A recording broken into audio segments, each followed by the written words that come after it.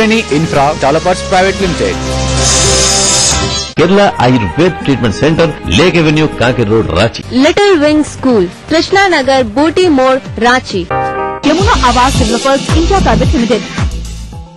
NSIT Bihta Patna Bihar. Break के बाद स्वागत है आप सबका मिसेस भाग्यशाली में। हमारे साथ बने रहने के लिए बहुत बहुत शुक्रिया। मिसेस भाग्यशाली के रूप में हमारे बीच है आज की मिसेस भाग्यशाली प्रिया जी। तो प्रिया जी, अपने बारे में क्या बताना चाहेंगे और कहाँ से शुरुआत करना चाहेंगे? मेरा बचपन दिल्ली में बीता। हम लोग पहले ज्वाइंट फैमिली में रहते थे, फिर बाद में थोड़ा अलग हो गए, पर अभी हम ज्वाइंट फैमिली की तरह रहते हैं। पर बचपन मेरा काफी अच्छा रहा। मैं बहुत चंचल थी, छोटी थी जब बहुत, तो हर कोई मुझे चाहता था। कभी मुझे कोई इधर वाली आंटी ले जाती थी, कभी इधर वाली। मैं बहुत बाहर ही खेलती थी। मम्मी कहती है घर में ही नहीं रुकती है, लेकिन फिर भी है कि अपना बचपन मैंने काफी अच्छी तरह से एंजॉय किया लाइफ को अपने। उसके बाद धीरे धीरे हम लोग बड़े होते चले गए, पढ़ाई लिखाई अपना सब कुछ। तो कहाँ तक पढ़ाई की मैम आपने? 12th तक किया। दिल्ली से ही किया मैम? हाँ जी, दिल्ली से। और कितने भाई बहन हैं? हम 3 भाई बहन हैं। बहुत क्यूट रही होंगी शुरू से, तभी बगल वाली आंटी कभी इधर वाली आंटी ले जाती थी, कभी उधर वाली आंटी ले जाती। शुरू से बड़ी चपी रही होंगी। और ये भी जानना चाहेंगे कि आपकी हॉबीज क्या रही है शुरू से प्रिया जी? कुकिंग। तो कुकिंग हॉबी रही है। मुझे लगता है काफी हेल्प मिली होगी आपको ससुराल वालों को एकदम बिल्कुल इम्प्रेस करने में, उनका दिल जीतने में काफी हेल्प हुआ होगा। क्योंकि कहते हैं जनरली फीमेल जब कुकिंग करती है, जनरली लोग कहते हैं कि शादी के बाद ही मैंने खाना बनाना शुरू किया। थ्योरी तो मालूम था, लेकिन प्रैक्टिकली बाद में ही आई। लेकिन मैम को शुरू से आदत थी कुकिंग करने की।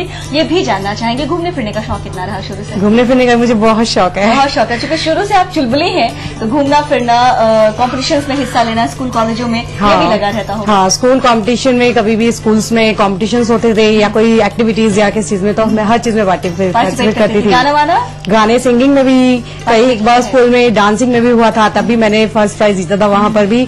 और गुनगुनाना मुझे अच्छा लगता है। अच्छा लगता है। ओके, तो कुछ 2 लाइन हमारे दर्शकों के लिए गुनगुना सकते हैं आप? कोई भी अपना फेवरेट गाना उस समय का, जो उस समय आप बहुत गाया करते थे। मुझे जब मैं थोड़ा बड़ा गुनगुनाने का मुझे बहुत शौक था, तो मैं एक गाना गाया करती थी। राजा को रानी से प्यार हो गया है, पहली नजर में पहला प्यार हो गया है, दिल जिगर दोनों घायल हुए, तीरे नजर दिल के पार हो गया है। क्या बात है, काफी क्लासी सॉन्ग्स उस समय भी पसंद किया करती थी। और ये भी जानना चाहेंगे, खूब चुलबुली थी, लेकिन कहते हैं शादी के बाद एक अलग से जिम्मेदारी कंधों पे आ जाती है। कुकिंग आप करना चाहते थे, फिर भी एक ज्वाइंट फैमिली में आप हैं, और ऐसे में सारे लोगों को देखना, संभालना, जिम्मेदारी उठाना, ये चेंजेस जब लाइफ में आया तब कैसा लगा? आपने कहा कि शादी के बाद आप पटना आई, कुछ 3 साल ही हुए हैं शादी को, तो इस 3 साल में जिंदगी कितनी बदली? 3 साल में लाइफ तो बहुत चेंज हो जाती है। शादी के बाद हर लड़की का मतलब एक अरमान होता है कि उसको ऐसा ससुराल मिलना चाहिए या ऐसा होना चाहिए। पर हाँ, मैं कह सकती हूँ कि मुझे भी काफी अच्छा ससुराल मिला है। मेरी सासू माँ, मदर इन लॉ काफी अच्छी है, मुझे बहुत सपोर्ट करती है। मेरी जिठानी है, वो भी अच्छी है, मतलब बड़ी बहन की तरह मुझे सपोर्ट करती है हर बात के लिए। मेरे देवर है, वो छोटे भैया की तरह है। और मेरे जेठ जी, ऐसा लगता ही नहीं कि ससुराल है। हाँ, मेरे हस्बैंड भी काफी सपोर्टिंग है मेरे लिए। Most important I think, husband अगर सपोर्टिव होते हैं तो ससुराल में चाहे कितनी कठिनाई हो, कितनी परेशानी हो, हम सभी जानते हैं कि आज की डेट में जमाना बदल चुका है, समाज बदल चुका है। आज बहू को बिल्कुल डे 1 से बेटी के रूप में एक्सेप्ट करते हैं। फिर भी दिल में जो वो बात है, जो डर है, वो हर फीमेल के अंदर होता है। और ऐसे में अगर हस्बैंड बहुत सपोर्टिव आपको मिले तो सारी कठिनाई आप कह सकते हैं कि बिल्कुल ईजी हो जाती है, जैसा कि प्रिया जी के लिए हो गया है ना? तो 3 साल में कितनी बार मौका ऐसा आया है जब आप मायके गई हो? कम से कम 3-4 साल में, 1 साल में मेरे 1 या 2 चक्कर तो लग ही जाते होंगे। तो मजा आ जाता होगा, बहुत सारी बातें शेयर करने के लिए होती होंगी। सबसे ज्यादा किनसे क्लोज हैं आप अपने मायके में? मैं सबसे ज्यादा क्लोज हूँ, अपने एक फ्रेंड है मेरी और मेरी भाभी, उनसे मैं काफी क्लोज हूँ। एक्चुअली क्या, मेरी मम्मी से भी काफी बातें शेयर कर लेती हूँ, लेकिन एक कहते हैं ना कि माँ का रिश्ता एक ऐसा होता है कि हर बात शेयर नहीं की जा सकती है, लेकिन मेरी भाभी का रिश्ता ऐसा होता है कि हर बात शेयर की जा सकती है। इसीलिए प्रिया जी तो भाई बहुत लकी है, कोऑपरेटिव हस्बैंड, बहुत अच्छा ससुराल, और साथ ही साथ एक अच्छा दोस्त भी, जो हमारे लिए बहुत जरूरी होता है। फिलहाल बता दें मिसेस भाग्यशाली में अब वक्त है कि खेला जाए प्रिया जी के साथ है। तो चलिए हम गेम समझा दें। यहाँ आपको बूझनी है एक पहेली, सही जवाब देने के लिए आपके पास होंगे 30 सेकेंड। रेडी? यस। और आपके लिए हमारी पहेली है, लाठी में है गांठें 10, जो चाहे वो पीले रस। आपके लिए समय शुरू होता है अब। क्या हो सकता है? गन्ना का? फिर बंद करें?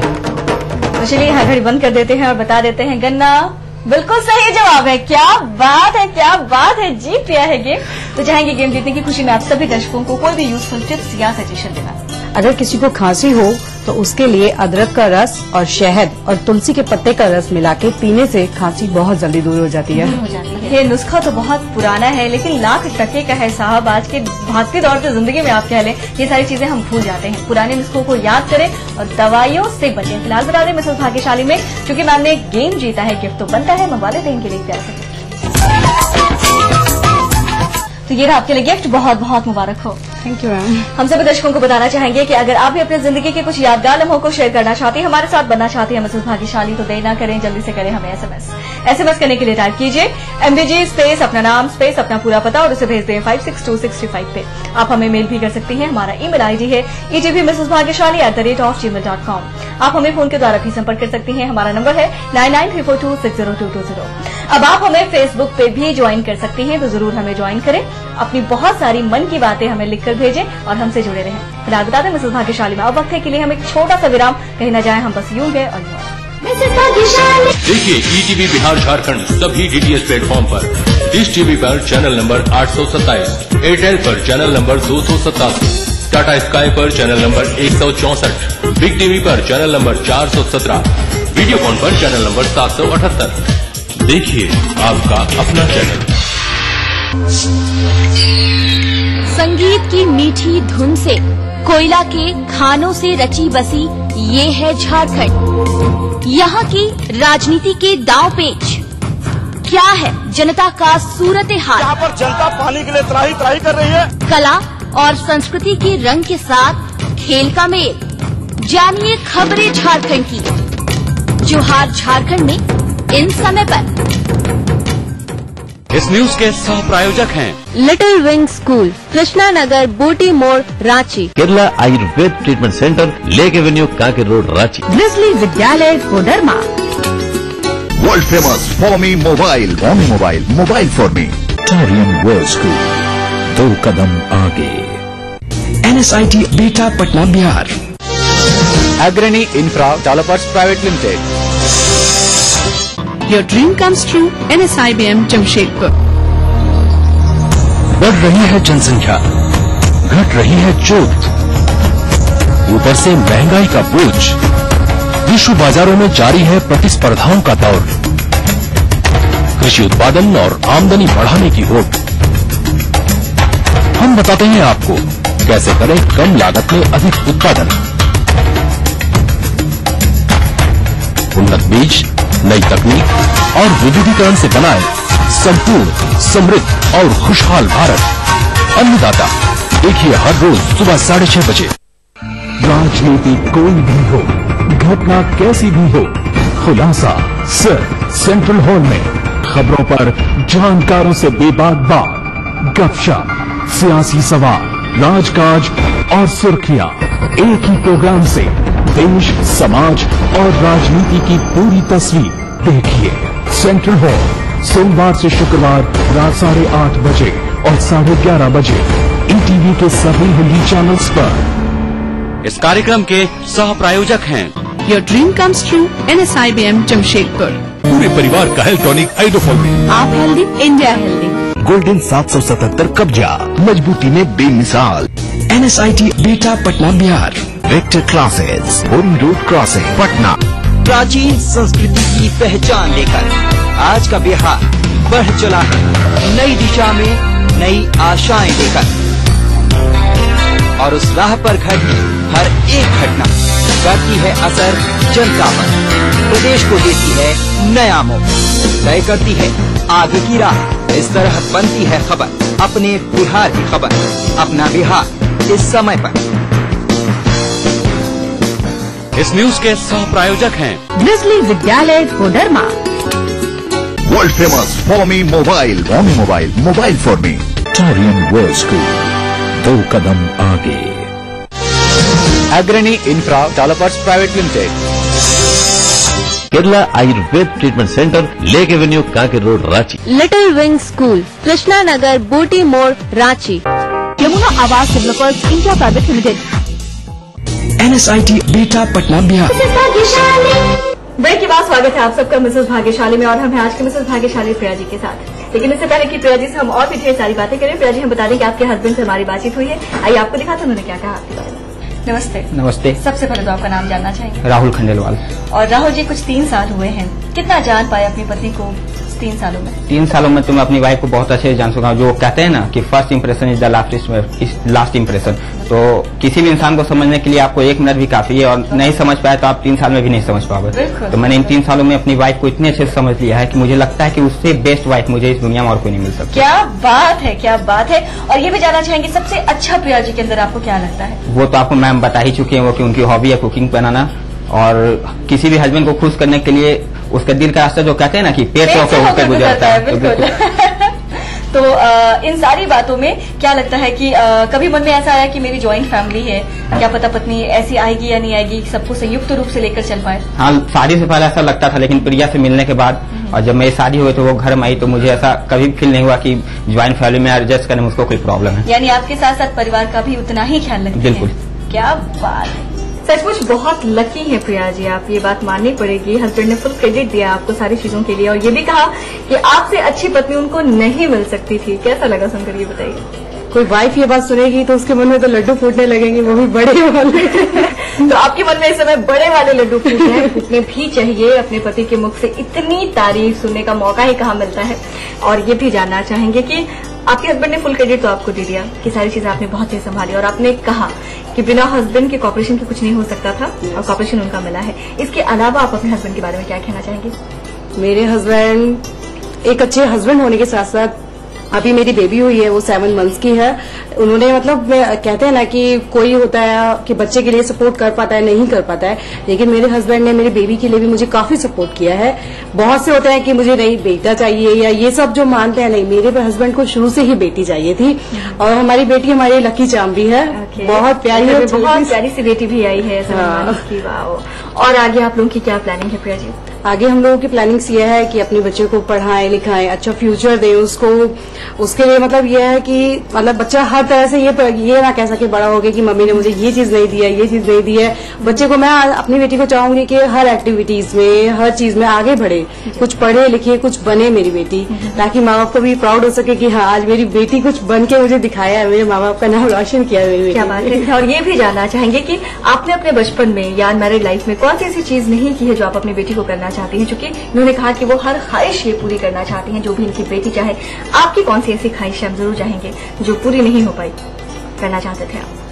मेरी ख्वाहिश यह है कि मैं किसी वजह से आगे नहीं पढ़ पाई हूँ, लेकिन मैं चाहती हूँ कि मेरी बेटी पढ़ के कुछ डॉक्टर, IPS ऑफिसर या कुछ भी ऐसा बने। मैं उसके लिए हर चीज से सपोर्ट करूंगी, किसी चीज की कमी नहीं रखेंगी। So this is what mother is all about. एक माँ ही समझती है, एक माँ जानती है और कहते हैं कि माँ ही एक ऐसा रिश्ता है जो कभी भी आप कहने इस रिश्ते के साथ माँ ने कभी इनजस्टिस किया ही नहीं है। माँ बेटे का एक ऐसा रिश्ता है या माँ बच्चे का एक ऐसा रिश्ता है जो इस रिश्ते में कहीं कोई दाग आज तक मुझे नहीं लगता कि कोई भी ऐसा एग्जाम्पल हमारे सामने आया होगा। ये भी चाहती है अपनी बेटी को एकदम ऊंची से ऊंची ऊंचाइयों पर देखना चाहती है। पूरी शुभकामना है कि आपकी बेटी खूब नाम कमाए। फिलहाल बता दें मिसेस भाग्यशाली में अब वक्त है कि बुलाएं फैमिली के बाकी मेंबर्स को और इन सब के साथ मिलकर खेले अंताक्षरी का गेम। तो यहाँ आप सबको मिलकर खेला है अंताक्षरी का गेम। एक शब्द आप सबको दिया जाएगा, उसी शब्द से 3 गाने गाने हैं जिसके लिए मिलेंगे पूरे 1 मिनट। शब्द में आप सभी आकार इकार की मात्राएं जोड़ करके भी गाने गा सकते हैं। शब्द मुखड़े के बीच में कहीं भी आ सकते हैं। तो तैयार है आप सभी? बता दें आप सबके लिए शब्द है फूल और समय शुरू होता है अब। फूलों का तारों का सबका कहना है, एक हजारों में मेरी बहना है, सारी उम्र हमें संग रहना है। फूलों का तारों का सबका कहना है। दूसरा गाना। फूल तुम्हें भेजा है खत में, फूल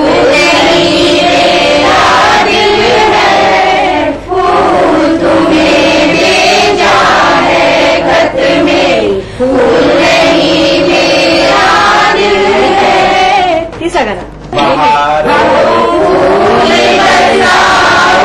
मेरा महबूब आया है, मेरा महबूब आया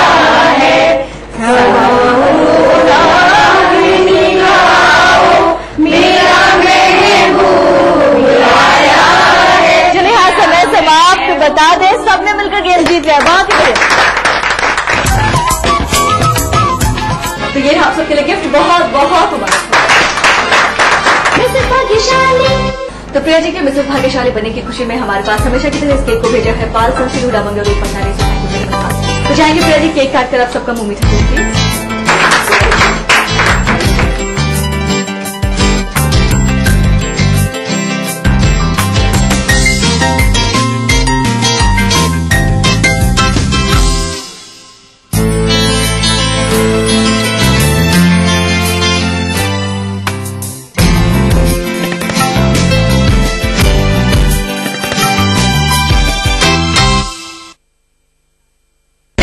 नमस्कार, हाजिर हूं मैं प्रवीण दत्ता लिए आपका फेवरेट क्राइम शो दास्तान-ए-जुर्म। जब हैवानियत के तूफान में करा उठे इंसानियत, जब जुर्म के सन्नाटे में गूंजने लगे मजलूमों की सिसकियां,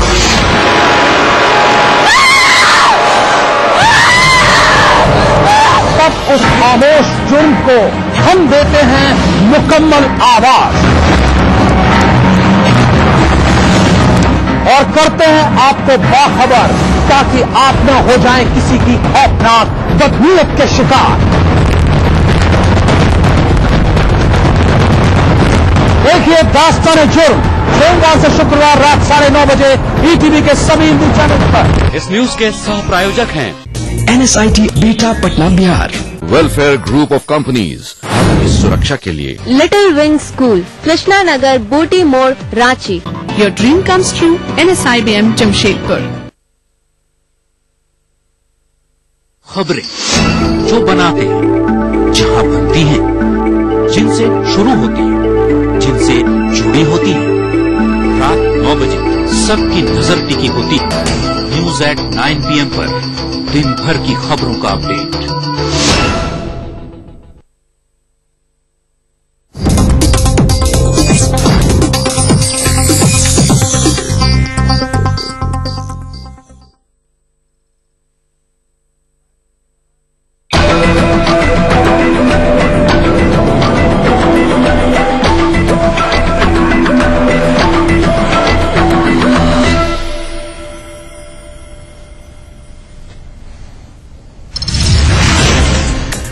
जदयू के साथ रिश्तों की दिल्ली में बीजेपी करेगी समीक्षा। बिहार भाजपा में दिखने लगा नीतीश का साइड इफेक्ट। हरेंद्र प्रताप ने खोला नेतृत्व के खिलाफ मोर्चा।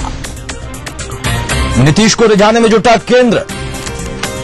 बिहार को मिल सकती है 12,000 करोड़ की सहायता। आज शाम केंद्रीय कैबिनेट की अहम बैठक। जदयू भाजपा में मचे घमासान के बीच नीतीश की चंपारण यात्रा। कई कार्यक्रमों में होंगे शामिल। खरहुट भी जाएंगे सीएम। धनबाद से होटल व्यवसायी का पुत्र अगवा। परिजनों की चिंता बढ़ी। रिहाई के लिए छापेमारी में जुटी पुलिस। और आम चुनाव से ठीक पहले परवेज मुशर्रफ को झटका। इस्लामाबाद हाईकोर्ट ने पूर्व राष्ट्रपति की गिरफ्तारी का दिया आदेश।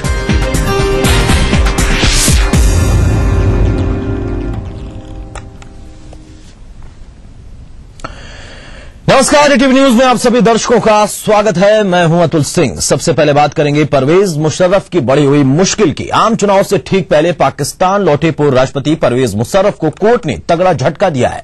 पीटीआई के मुताबिक कोर्ट ने मुशर्रफ की गिरफ्तारी के आदेश दिए हैं। इससे पहले कि पुलिस उन्हें गिरफ्तार करती, इस्लामाबाद हाईकोर्ट के परिसर से सुरक्षाकर्मी उनको लेकर चले गए। मुशर्रफ ने कोर्ट से अपनी जमानत अवधि बढ़ाने के लिए याचिका दायर की थी, जिसे कोर्ट ने खारिज कर दिया।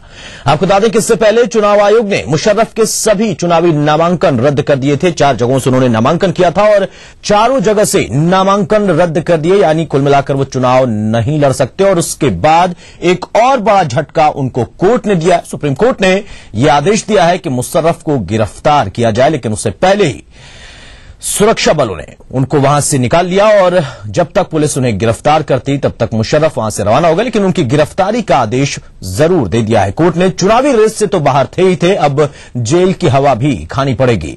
परवेज मुशर्रफ को एक बड़ा झटका।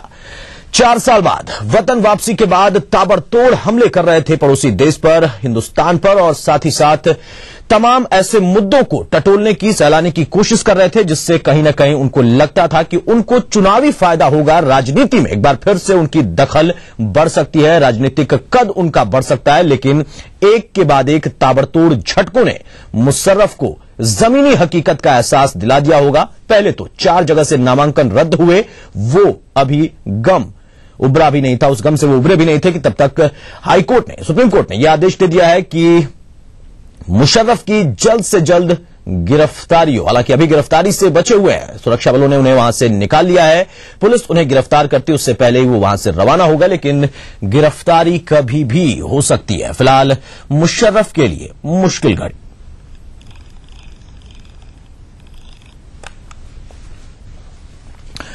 चलिए वापस लौटते हैं प्रदेश की खबरों की तरफ। बिहार को केंद्र पैकेज, विशेष पैकेज देने पर राजी हो गया है। आज शाम केंद्रीय कैबिनेट की होने वाली बैठक में इस पर चर्चा होगी।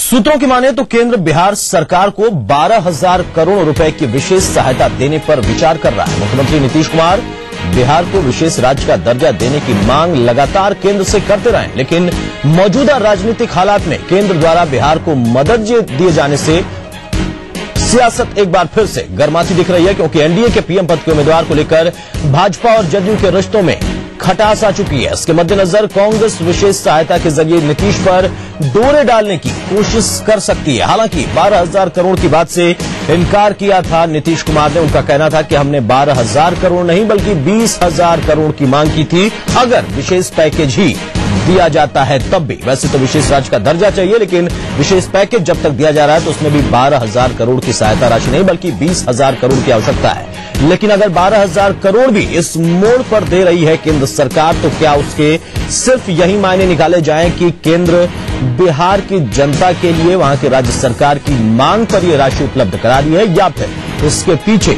राजनीतिक खेल बड़ा है? क्योंकि इस वक्त गठबंधन पर खतरा है और गठबंधन में जो दरार है उसको पाटने की कोशिश अभी तक नाकाम दिख रही है। और उस बीच में कांग्रेस जैसी पार्टी जो कि इस वक्त सत्तासीन भी है और वो नजर बनाकर रखे हुए इस पूरे घटनाक्रम पर कहीं न कहीं नीतीश को अपने करीब भले न ला पाए, लेकिन एनडीए से दूर करने में वो कोई भी कोर कसर नहीं छोड़ेगी, क्योंकि उसे मालूम है कि अगर नीतीश उसके करीब आए या न आए, लेकिन अगर एनडीए से दूर होते हैं तो मुश्किल दोनों के लिए होगी। और इस परिस्थिति में कांग्रेस मजबूत होगी, यूपीए मजबूत होगी। ये तमाम बातें हैं, लेकिन इस बीच में 12,000 करोड़ की सहायता राशि की बात जरूर निकल कर आई। अब देखना ही होगा कि नीतीश कुमार इस पर क्या प्रतिक्रिया देते हैं, कैसे देखते हैं केंद्र के इस कदम को।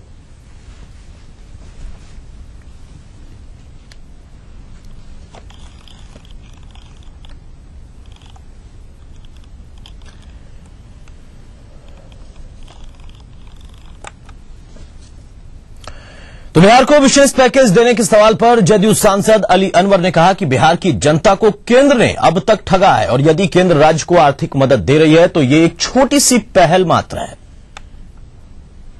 हकमारी हुई है, बिहार के साथ सौतेला सलूक हुआ है और बिहार के लोग अब उसको बर्दाश्त करने के लिए तैयार नहीं है और उसके लिए वो लड़ाई के मैदान में एकदम लंगोट कस करके जिसको कहते हैं वो लड़ाई के मैदान में है। पूरा बिहार एक व्यक्ति की तरह एकदम खड़ा है हमारे नेता नीतीश कुमार के साथ और हम ये लड़ाई जीतेंगे, पूरी हमको उम्मीद है। और बिहार तरक्की करेगा और बिहार जब तरक्की करेगा और बिहार जैसे दूसरे राज्य जब तरक्की करेंगे तभी ये देश भी तरक्की। इधर जदयू सांसद अली अनवर ने भाजपा के साथ रिश्ते पर कहा है कि प्रधानमंत्री पद पर पार्टी अपने पुराने स्टैंड पर अभी भी कायम है और धर्मनिरपेक्षता के सवाल पर कोई समझौता नहीं होगा। और जो सांप्रदायिक और सांप्रदायिक सौहार्द और सामाजिक समरसता है तो ये देश हमारे सामने सबसे बड़ा है, इसीलिए इस पर कोई समझौता करने का सवाल नहीं है। ऐसे किसी तरह की बंदर घुड़की में हम लोग आने वाले नहीं है। हम लोगों को इधर उधर की बात में नहीं जाना है। हम लोग अपना लक्ष्य देख रहे हैं और वो लक्ष्य ये है कि हमारा बिहार एक खुशहाल बिहार हो, हमारा हिंदुस्तान एक खुशहाल हो, तरक्की करे।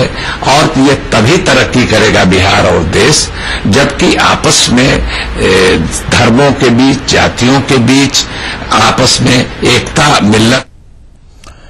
जदयू और भाजपा के बीच बढ़ती तल्खी के बीच आज शाम 3 बजे नई दिल्ली में भाजपा कोर ग्रुप की बैठक होगी। इस बैठक में जदयू के साथ भाजपा के रिश्तों पर चर्चा होगी। भाजपा के राष्ट्रीय अध्यक्ष राजनाथ सिंह के नेतृत्व में होने वाली इस बिहार भाजपा के वरिष्ठ नेता इस बैठक में हिस्सा लेंगे। इन नेताओं में बिहार के उप मुख्यमंत्री सुशील कुमार मोदी, पार्टी के प्रदेश अध्यक्ष मंगल पांडे और सीपी ठाकुर समेत कई बड़े नेता शामिल हैं। नरेंद्र मोदी पर नीतीश कुमार के हमले के बाद बिहार भाजपा के तेवर भी काफी सख्त हैं। जदयू के कई नेता बयानबाजी कर रहे हैं। भाजपा और जदयू गठबंधन का अंतिम समय नजदीक दिखाई देता है, लेकिन देखना यह होगा कि आज के इस बैठक में नतीजा क्या निकलता है। अगर देखा जाए तो ये दूसरे चरण की बैठक है प्रदेश भाजपा के नेताओं के साथ राजनाथ सिंह की। पहले चरण के बाद प्रदेश भाजपा के नेताओं के रुख में नरमी थी, भले वो केंद्र की तरफ से, हाईकमान की तरफ से संकेत मिलने के बाद ही हो, लेकिन फिलहाल आज की बैठक पर खासतौर पर नजर रहेगी। इधर बिहार भाजपा अध्यक्ष मंगल पांडे ने कहा है कि जदयू को लेकर आज होने वाली बैठक में चर्चा होगी। साथ ही जदयू द्वारा भाजपा पर पीएम पद को लेकर की गई टिप्पणी पर उन्होंने कहा कि गठबंधन को मजबूत करने पर बयान देना चाहिए, न कि कमजोर करने की कोशिश की जानी चाहिए। हमारे राष्ट्रीय नेतृत्व को सारी बातों की जानकारी है और जो कुछ हुआ है हम मानते हैं कि गठबंधन को मजबूत करने वाली बातें होनी चाहिए, कमजोर करने वाली नहीं होनी चाहिए। और राष्ट्रीय नेतृत्व के साथ आज हम सब लोग बैठेंगे तो जब आगे लोकसभा चुनाव की तैयारी की चर्चा होगी तो हम चर्चा करेंगे। और जब गठबंधन की जो भी बातें होती हैं वो केंद्रीय नेतृत्व, पार्लियामेंट्री बोर्ड उसको तय करता है। पार्टी से जो बातें होंगी तो हम लोग करेंगे। इस बीच नीतीश फैक्टर का असर बिहार भाजपा पर भी दिख रहा है। पार्टी के वरिष्ठ नेता हरेंद्र प्रताप ने सुशील मोदी का नाम लिए बगैर बिहार प्रदेश नेतृत्व के खिलाफ मोर्चा खोल दिया। उन्होंने कहा कि वे 7 साल से खून का घूंट पी कर रहे हैं। सूबे के नेताओं को पार्टी की बजाय सिर्फ सत्ता की फिक्र है। और इसलिए अभी तो मैं आज इतना ही कहूंगा, जिस तरह से समाचार पत्र और पेपर में देख रहा हूं उसमें मुझे यही कहना है कि बिहार भाजपा का नेतृत्व 100 जूता भी खाएगा और 100 प्याज भी खाएगा। हमारा कहना है कि नीतीश कुमार को दोष देना ये गलत है। उसको जो कहना है, उनको जो करना है वो कर रहे हैं। आप क्या कर रहे हैं, आप समाज के सामने क्या कर रहे हैं, ये आपको लोग देख रहे हैं। और इसलिए मैं इतने ही आज कहूंगा कि बिहार भाजपा 100 जूते भी खाएगी और 100 प्याज भी खाएगी। आज पूरा बिहार का भाजपा कार्यकर्ता जो है वो खून का घूंट पी रहा है। और अगर इस स्थिति में भाजपा पहुंची है तो उसके लिए भाजपा का नेतृत्व दोषी है। मैं इतने ही कहूं, जब सत्ता प्राथमिकता हो जाती है किसी व्यक्ति की, कि सत्ता ही सब कुछ है, उसके पीछे सिद्धांत, कार्यकर्ता, ये सबको बलि देकर के जब सत्ता के लिए लोग भागते हैं तो उनका विवेक खत्म हो जाता है। सत्ता तो नशा है। अब ये वो तय करेंगे। मैंने तो आपको आज मैं इतने ही कहूंगा, समय आने पर मैं सब बताऊंगा, क्योंकि मैंने 2006 से, जब मैंने खून का घोंट पिया 2006 से लेकर के 2013 तक, 7 वर्षों तक, वो समय जब आएगा तो मैं सब बताऊंगा कि क्या क्या हुआ है। जी, बड़ी मुश्किल है। हरेंद्र प्रताप जैसा नेता अगर कहे कि खून का घूंट पी कर रहे हैं 7 साल तक और आने वाले समय में खुलासा भी करेंगे, तो खुलासा क्या करेंगे इस पर नजर रहेगी सबकी। फिलहाल सरकार में मंत्री और वरिष्ठ जदयू नेता वृषण पटेल ने साफ शब्दों में कहा कि बिहार में एनडीए गठबंधन अपनी आयु पूरी कर चुका है और अब इसकी अंतिम क्रिया ही बची है। पटेल ने कहा कि भाजपा के पास नरेंद्र मोदी का कोई विकल्प नहीं है और ऐसी हालत में जदयू के पास गठबंधन से अलग होने के अलावा कोई चारा नहीं है। हम लोग के लीडर का ये स्टैंड है कि भाई वैसा व्यक्ति जिस पर कॉम्युनल होने का आरोप हो और जो अपने जो पिछड़े हुए राज्य हैं उनको साथ ले चलने की क्षमता नहीं हो, हम उनका लीडरशिप कबूल नहीं करेंगे। और दूसरी ओर जो हमारे सहयोगी हैं वो एडमेंट है कि हम उन्हीं को लीडर बनाएंगे, तो आप जरा आप ही से हम पूछते हैं उसमें स्थिति क्या है। तब तो मुझको लगता है कि जो स्थिति बन गई है तो गठबंधन की आयु लगता है कि समाप्त हो गई और गठबंधन अब मरने वाला है। तो मरने के बाद जो क्रियाक्रम जो होना है वही सब अब होना है, अब उसके आगे क्या होना है। और चलिए इस वक्त हमारे साथ बिहार ब्यूरो चीफ